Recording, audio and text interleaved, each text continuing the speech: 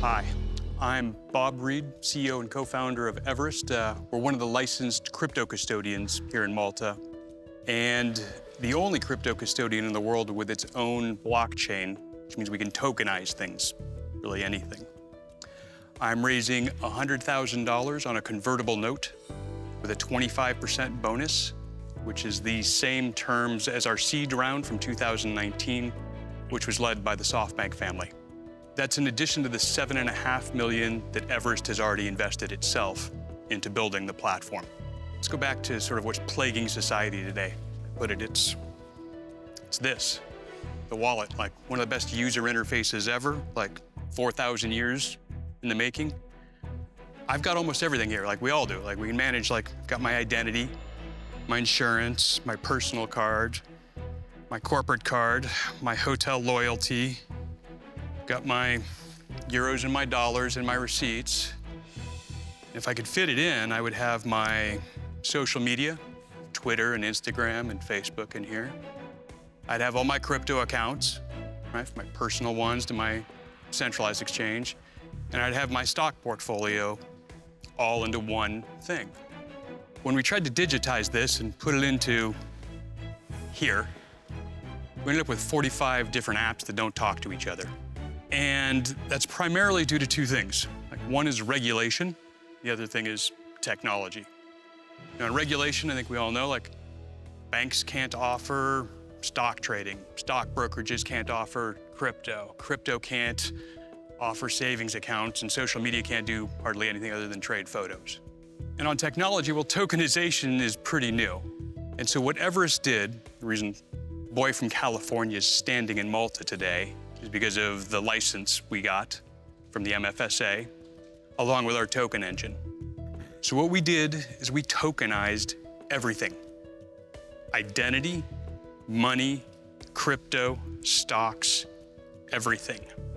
So what we do is we bundle all of that as a platform together and give it to banks, neobanks, brokerages, and crypto wallets, exchanges, etc.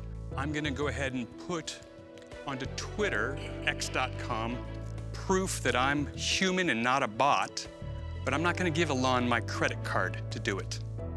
And I have a wallet there where I can receive payments. And then the killer app is clearly, I can buy crypto, here's my BTC or ETH, and I can swap it to Apple. Once I get my Apple, I can now borrow against this portfolio. I can go back and forth kind of between anything. So in the end, we offer those B2B2C clients of ours the ability to give their users the ability to buy, trade, send, receive, sell, and borrow against anything, anywhere, anytime. Do you guys want to see what it looks like? So let's start with the beginning. One of our patented technologies, you can create a wallet just with a selfie. Selfie creates that wallet up in the cloud. You can then pull in data, like scan your Maltese identity card or Twitter account. You can bring in crypto into the wallet. You can bring in money from IBANs over SEPA. And then we have our programmable token. This represents anything we hold in our custody, right? So banks, we literally tokenized money. You hold euros here, here's a token you can send, receive, move around as what everyone's calling an electronic money token. Similarly, with exchanges, we wrapped 200 tokens, Bitcoin, Solana, Ripple, Ethereum, that usually don't talk to each other.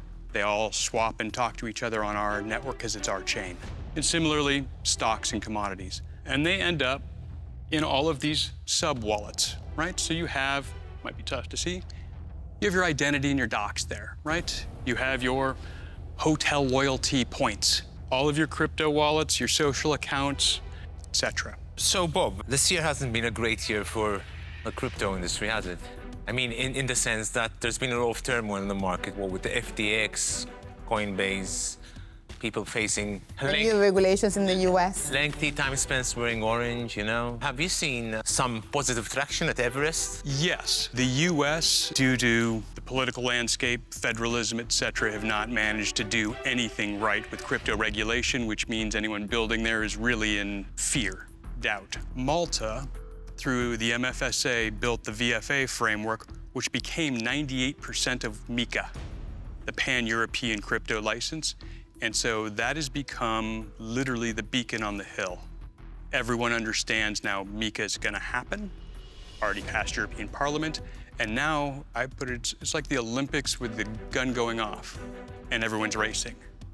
Commerce Bank, Deutsche Bank, Santander, BNP Paribas, Societe Generale, they're all rushing like mad to build their own full custodial wallet platform and offer crypto services. You should have some first mover advantage, right, here? Yes. You're here, you're licensed. Correct. You've been working with, in a regulated environment now for quite some time. Yes. So you've raised money, you said, from the SoftBank family. Yeah. And you're offering the same valuation. So when you raised money from the SoftBank family, you raised it at a valuation of 30 million? Actually, we did a convertible note Uh-huh. with a cap of 30 million. Of 30 million, okay. When did you set up shop here? 3 years ago? What was it? Closer to 4. Why do you need 100K now? It's minimum 100K. And up to $1 million. But why? It's bridge to actually go, I would say, go to market. So what's your plan? You're going to white label your... Correct. Yeah. And it's white labeled literally as a widget. You plug it in, and the integration is Live. Have you started discussions with these banks? yes. And by the way, same as, and I'll go ahead and jump to financials. First line is, here's a widget for fiat on and off ramps, right? That is, I want to go from my IBAN or my debit card, and I just want to buy crypto. We offer it as a widget, and every wallet or decentralized exchange needs some sort of fiat on and off ramps. We have folks that have already built our widget in, and they're going to market like next week or two. The other one is literally, we did here's a direct to consumer. You can see it on a website, right, to show off what it's capable of. Okay. And we also actually licensed it to a nonprofit so that they could onboard users as well. How will you make money? What's your pricing strategy like? As you can see there, it's literally on a percentage of transactions, right? So we have, for example, this is an MOU we're exchanging with a partner right now, multi-billion-dollar mining company that goes, these mountains over here are worth $300 million. It'll take us 3 to 4 years to actually extract it and get the money out. Can you tokenize that asset and make it tradable today? Clearly we can, and that's a place where our margins are much higher. So we have line of sight on a good amount of the revenue. I have invested in a company that's dealing with banks, and they're incredibly slow when it comes to integration. When will you start seeing integrations happening? We did an integration with a bank. And by the way, there's a difference between an integration and here's a widget. It's a stand-up, and we're the custodian. We did an integration with a core banking system in a bank, South Asia, and it took us 2 years. 2 years. To be specific, it took our side 60 days.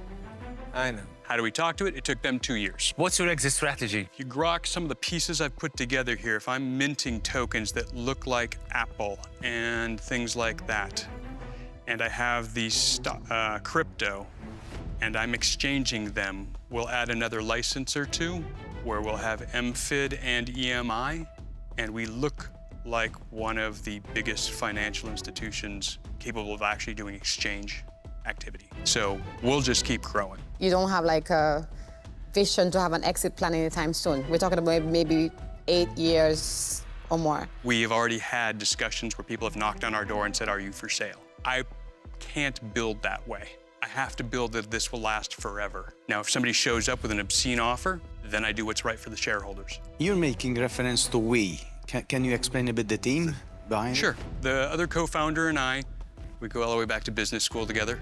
We had, more hair and, things I mean, like you still have a little You had more hair than this. We've done a couple companies together, and most recently, he was the head of product of BitTorrent, and I was the general manager at BitTorrent. So, any of your friends and family, I'm sure you haven't downloaded movies using peer-to-peer. That was on BitTorrent protocol. Head of engineering actually led the engineering for GoFundMe. So we've got a good, solid, core set of. And you're established in Malta now. So this setup with the licensing from the MFSA is all local. So you have gateways for the European community. Correct. Yeah. Even your partners are in Malta? the other co-founder, or just No, yourself? no, they're mostly West Coast. Okay. And to be specific, I'm here about every other month. And there are other people in Malta, but Yes, there are. Yeah. So you have offices here. We have offices here, Chief Compliance Officer, MLRO, directors. Okay. So your plan is, though, to stay in Malta, build a headquarter, because if this company goes as big as you're envisioning, then that's the plan. Absolutely. Yeah, and I'm actually in active discussions with Malta Enterprise about actually how do we hire more here. Okay. It's tough to get excited about regulators and financial regulation, but the MFSA crushed it. I mean, it's literally the foundation of MiCA, which is pan-Europe. They were right. It took them 5 years, so we have no intentions of ever leaving. Bob, what's your monthly run rate? It's about 60 to 70,000 a month. How much money have you got in the bank? That's what I'm saying. In real money, by the way, not... Yeah. Other token money, we got a lot. In real money, we go all the way almost until the end of 2024. And your current investors? My current investors might come in the next round. In this particular one, this 1 million you're raising now. No, it'd be the one I do after this convertible note. So if I were to invest $100,000, I'll get 0.33% of your company. It depends on the valuation at the next round. So if our valuation is $10 million in, let's say, June, we raise it, right? It will be 1% then. So there's also a chance of being diluted. How will I know whether I'm going to be diluted or not? So your 100,000 is actually worth 125 when it converts. And the valuation can't go beyond 30 million. That's what the cap is. From my end, probably it will be one of the pitches I would regret not investing in. The numbers really make sense, but I don't feel I'm a fit in this investment, to be honest. So for that reason, I will not be investing, but good luck. Thank You you. know what you're saying. Thanks. I'm also not a fit because I think I mentioned I'm not really into crypto too much, and I've never really invested much in crypto. I mean, I know that the regulation will come and it's going to be integrated and all of that, but for now, I'm also out. Thank you. From my end, I probably agree with my colleagues. Crypto isn't something I have worked on.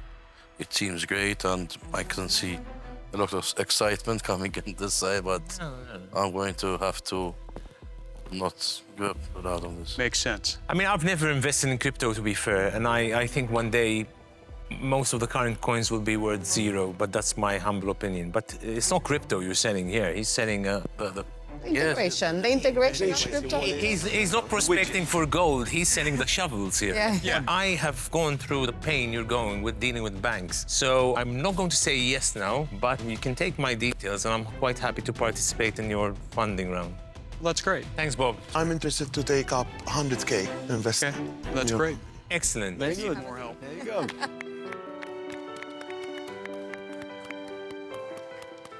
I really believe in your project. Thanks, man. Seriously. Appreciate it. Thank you all. Thank you so much. Well done. Well done. I like that idea. That was a lot of fun, actually. I like talking to smart people with really interesting, bright questions. Challenges me and makes me think. And like I said, it's always good to have deeper roots here in Malta.